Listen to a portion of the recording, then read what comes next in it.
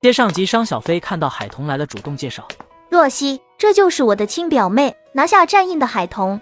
战大少奶奶之名如雷贯耳，今晚一见，真如天仙下凡，能拿下战少那是理所当然的事。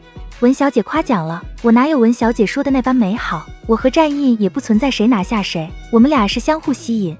在商小飞的介绍下，海童和沈小军结交了很多千金小姐，还收获了很多承诺，为以后蔬菜瓜果的销路打开了大门。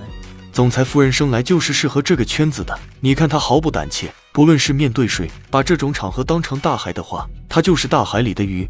我家彤彤本来就是个充满自信的女人。战玉刚领证时，你有没有想到会有这一天？你有想到你会爱上沈小姐吗？没想到。我也没想到，我没有预知能力。过几天我和小军订婚了，5一前办婚礼。恭喜。身为我的上司兼好友，有点什么表示吗？我把我的账号给你。不该是我把我账号给你吗？咱们是好友，你给我的新婚贺礼红包不用太大个的，意思意思下就行。谁给你牵的红线？你呀。我夫妻俩是不是你和沈小姐的媒人？是啊。我给你账户是让你支付媒人的报酬，想什么呢？新婚贺礼我不会给你红包的，准备礼物就行，给钱太俗了。不过我的媒人报酬，我喜欢收到钱，我是个俗人，就喜欢钱。苏南直接无语。这场盛大的宴会一直到深夜才结束，眼见人越来越少后，宁太太连装都懒得装了，撇下宁云初，自己先出了酒店。宁云初又没有拐杖，他摸索着想出去，却是错了方向，反而是往里走。走着走着，他停了下来。二少，你怎么知道是我？我闻到了二少身上熟悉的气味。你掉了什么东西吗？怎么往回走？跟我说说，我帮你找。我是走错方向了，我想出去的。二少，我现在该怎么走才能走出酒店？战逸晨看了看酒店门口，并没有跟他说，而是伸手牵起了他的手。二少，你跟我说怎么走就行，我自己能走出去的。你自己走，我怕你会撞到门，我不是占你便宜。我知道，二少不是那样的人。二少，你跟我说怎么走，我会小心的，不会撞到门的。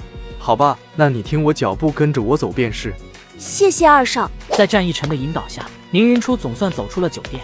大小姐，先生太太让我接你回家，谢谢战二少爷送我们大小姐出来，不过是举手之劳。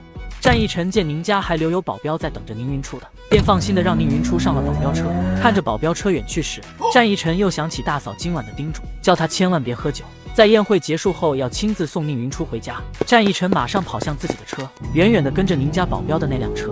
一开始那辆车走的路线倒也正常，车行驶了大概10分钟左右，宁家的保镖车就开始偏航了。战逸晨的心一揪，不知道车子行驶了多长时间，总算停了下来。宁云初以为到了下车后，保镖直接开车跑了。随后他就感受到有人靠近他，还是个陌生人。他闻到了他身上浓烈的烟草味。谁？对方没说话，却握住了他的手。你是谁？那个人被他用力推开了，也不生气，心想只要他不出声，他就永远不知道他是谁。宁云初感受到了危险，转身就跑。正当男人要追上去的时候，逸晨冲了过来，上去就是1万暴击，男人当场睡着。感动宁云初，找死！宁云初是我大嫂的好友，是我战家罩着的人。刚才揍得疯狂，他没有辨认对方的长相，现在又把人家揍得脸青鼻子肿的，一时间他也辨认不出对方是谁。掏出手机来对着对方拍照，就是跑了也能查到他，然后才朝宁云初逃跑的方向跑去。云初，熟悉的叫喊声响起。二少怎么会在这里？我说送你回家，你说不用了，要不是我大嫂交代我，让我今晚一定要送你回家，我不放心，跟着你们家的保镖车，看你今晚怎么办。谢谢二少。战逸晨见他脸色难看，不忍心再指责他。那个想伤害你的男人你熟悉吗？不熟悉，陌生人，浑身烟草味，是个整日离不得烟的男人。我揍他的时候没有看清楚他是谁，揍完了想看时又脸青鼻子肿的，一时间认不出来。无妨，我拍下了他的样子，明天交给苏总帮忙调查调查，能让你们把你送给他，他必定是个有身份地位的人，年纪在40-50岁左右，想查很容易查出来的。他想把他宝贝女儿捞出来，想让海童放弃再起诉他的宝贝女儿，他是什么事都能做得出来的人。二少回去后提醒一下海童，让他要小心点，那个人心狠手辣，急的时候宁愿撕个鱼死网破，也不会让他恨的人好过的。你真的是他亲生的？会不会是捡来的？我从来没有见过亲妈对亲生女儿这般狠毒的。我倒希望我不是他亲生的。从那个家搬出来吧，你要是没有地方可住，我名下房子多的是，出租一栋给你住，房租我算便宜一点，看在我大嫂很喜欢你的份上。宁云初沉默，战逸晨知道他身上满是故事，他不想说，他也不再问。走吧，我送你回家。回到宁家大别墅的时候，宁总夫妻俩竟然在别墅门口等着，很焦急的样子。战二少爷，怎么是你送云初回来？我们不是给云初留了车子和保镖吗？出什么事了？那保镖呢？老婆，你先扶云初进去。二少爷，屋里坐。听了战逸晨的话后，宁总黑着脸。该死的东西，我就是骂了他几句，他竟然报复我侄女，要害我侄女。战二少爷，真的太感谢你了，要不是你，我们家云初就被那个黑心的保镖害了。宁太太心里恨极，面上却不显。继父说要报警，被他拦住了，说什么怕影响他的名声。宁总，宁太太，很晚了，我先回去。宁家夫妻俩会演戏，战逸晨并没有揭穿他们。老公，我不同意你这个决定，就算为了救思琪，我也不想让她嫁入战家当二少奶奶。你以为我们想让她嫁入战家，她就能嫁进去吗？我也不想让她嫁入战家。虽说她是我弟唯一的骨血，我平时多疼了她2分，但我更疼爱的是咱们的一双儿女，我怎么可能让她嫁入第一豪门呀？思琪，你也不要想她嫁入战家，没机会的。不说其他的，仅是我们与战少夫妻俩结了梁子，战家其他少爷就不可能会喜欢思琪。思琪才20岁，现在也不着急嫁人，我们要做的是先把思琪救出来。那怎么救？低头赔礼道歉，我们都做过了，都没用。本来找到个人可以出面帮忙调解一下的，又被那战二少爷破坏了。老公，战二少爷会不会认出那个姓孔的来？姓孔的虽说也姓孔，却不是孔氏家族5府内的族人，要是被认出来了，孔氏家族自己就会出手收拾他。他在孔氏家族与孔老这一脉是出了5府的，但他有钱，在孔氏家族里也勉强说得上话的。战二少爷应该认不出他来吧？战家人只是跟孔氏嫡系来往密切，边缘人，他们未必认识。你先别自乱阵脚，反正他们追查起来，我们都推到宝宝身上。明天你马上让那名保镖离开宛城。知道了，你说说，赖上战二少怎么个赖法？他救了云初，就让云初对他以身相许，赖上他，他们战家肯定不会要云初这样的儿媳妇，到时候就可以谈一谈。我们只要思琪出来，思琪出来了，我们就不用再纠缠着战二少。那个贱人不会答应帮忙的，他是巴不得思琪被判刑。还有，万一战家同意了那小贱人以身相许呢？他是个瞎子，战二少爷怎么可能会娶她？你明天去哄他，不要开口闭口贱人，他是你生的，你骂他贱人，也等于是骂你自己。我只要看到他，就像看到了他吧，就忍不住嫌弃他，甚至想杀了他，好让他和他爸团聚。当初我就不该心软，应该弄死他的。那时候才2岁大，弄死他太容易了。都说了，这样的话以后不要再说，怎么说都是我弟唯一的孩子，又是个女孩，眼又瞎了，影响不到我们。等思琪出来了，随便找个人把云初嫁出去了事。我们房间有隔音效果的，这个家已经尽在我们掌控之中，他什么隔墙有耳，我是真恨不得弄死他。10年前要不是你小妹突然回来探亲，送他去医院，他早就死了。好在毁了一双眼，看不见了，他也真的威胁不到我们了。好了好了，不说了，很晚了，你去卸妆，我们早点休息吧。云初的拐杖怎么在咱们的房里？叫他进来帮他化妆，他还想拿着拐杖出门，被我踢飞到那里去的。宁太太说着走过去，拿起了宁云初的盲人拐杖，走到房门口扔了出去。接上集第2天，海童醒来已经上午10点。他醒来的时候自己走了，留我一个人在房里。我先醒来，他就说我把他抛下，不要他了。此时敲门声响起，海童以为是梁姨，进来吧。结果进来的人是他亲姐海玲，还有他的外甥杨洋跟着。姐，你怎么来了？是不是头很痛？不痛不痛，我今天早关门，过来看看你昨晚喝了多少酒。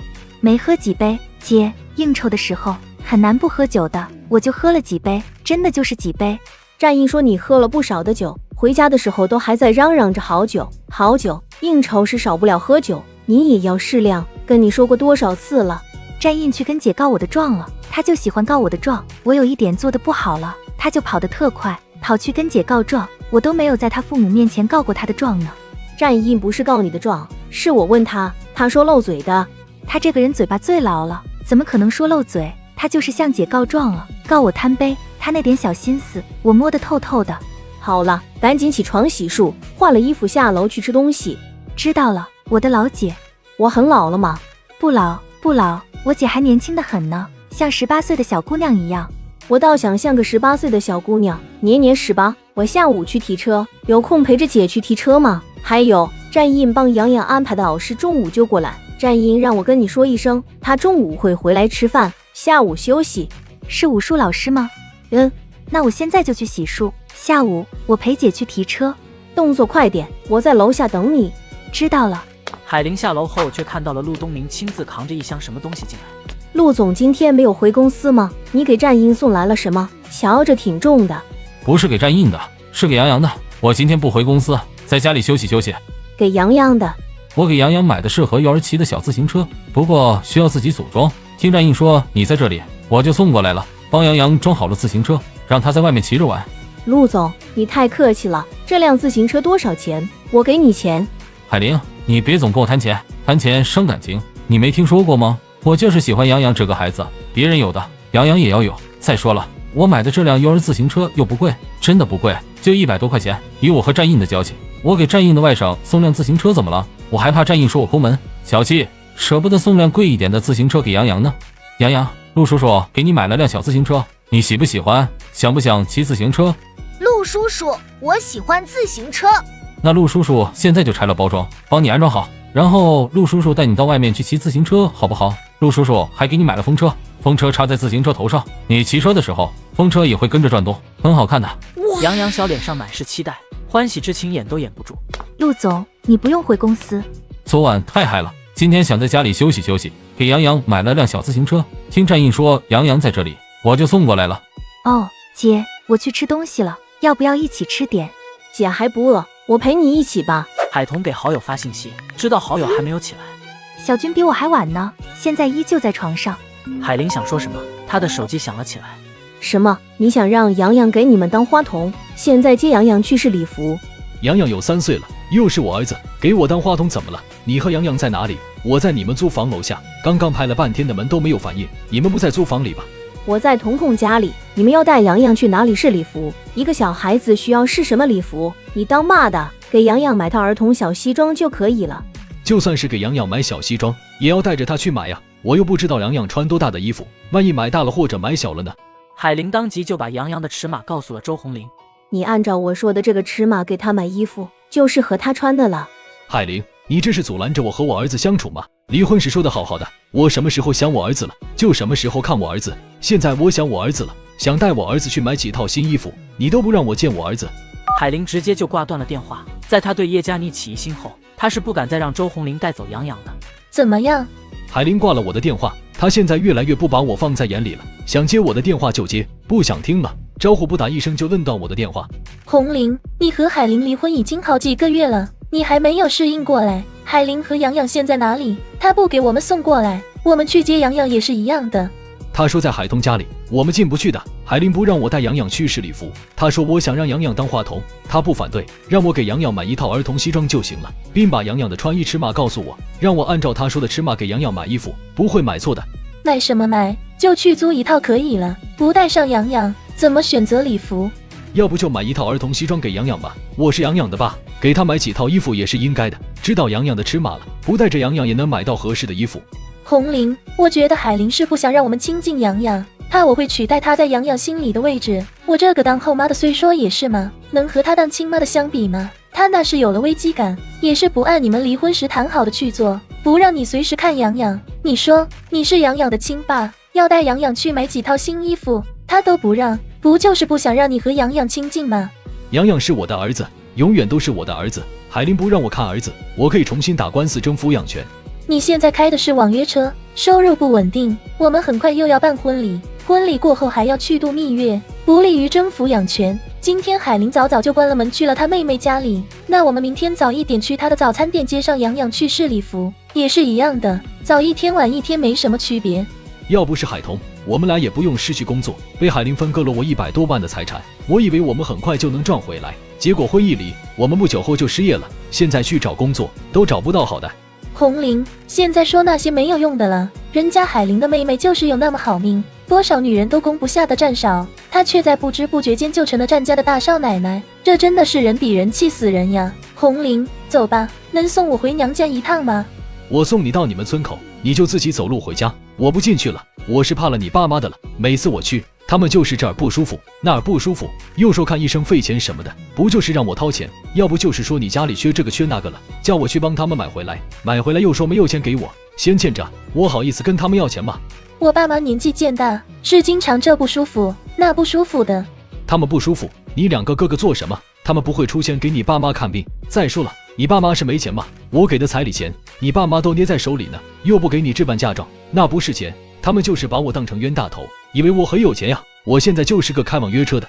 你不要抱怨我爸妈，那是我爸妈生我养我这么大，多不容易呀。你娶了我，是他们的女婿，女婿如同半子，你给点钱他们看医生怎么了？你父母没有向你要过钱，还有你那个极品姐姐，简直就是不要脸到极点。我就没有见过那样极品不要脸的大姑姐，嫁人10几年了，手还伸得那么长，管着娘家的事，你爸妈还和你姐一个鼻孔出气。周红林，我告诉你，也就是我爱着你，才能忍受着你的家人换成第2个女人，你看他们忍你不？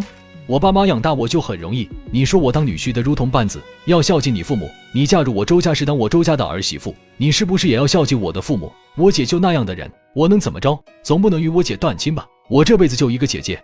你是不是觉得你姐和你是一辈子的亲人，老婆可以随时换掉，所以你一直帮着你姐，向着你的家人？你爸妈从你这里拿到的钱都是补贴了你姐一家人，你姐的3个孩子都是你爸妈带大的，退休金你给的生活费都补贴你姐，你姐回报给你爸妈什么了？回报给你什么了？你还老是说我父母想着帮扶我哥哥，你父母帮扶你姐姐，你怎么不说我哥哥生活是不富裕，但你姐生活不富裕吗？他的存款绝对比你多，你姐夫想开建材店，居然还想跟我们借钱，也就周红英那么厚脸皮的人才做得出来。他那么做，那么有本事，去找海玲要钱呀，去要海玲的早餐店呀。海玲的早餐店生意那么好，日进斗金呢，他有本事的就去找海玲。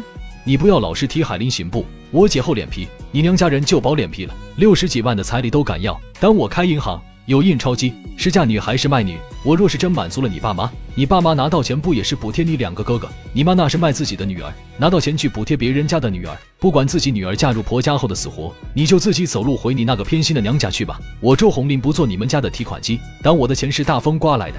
夫妻俩谁都不让谁。周红林回到车上，很快就把车开走了。周红林，我们离婚。周红林开着车远去，压根儿就没有听到叶佳妮喊出离婚的话，他掩面痛哭。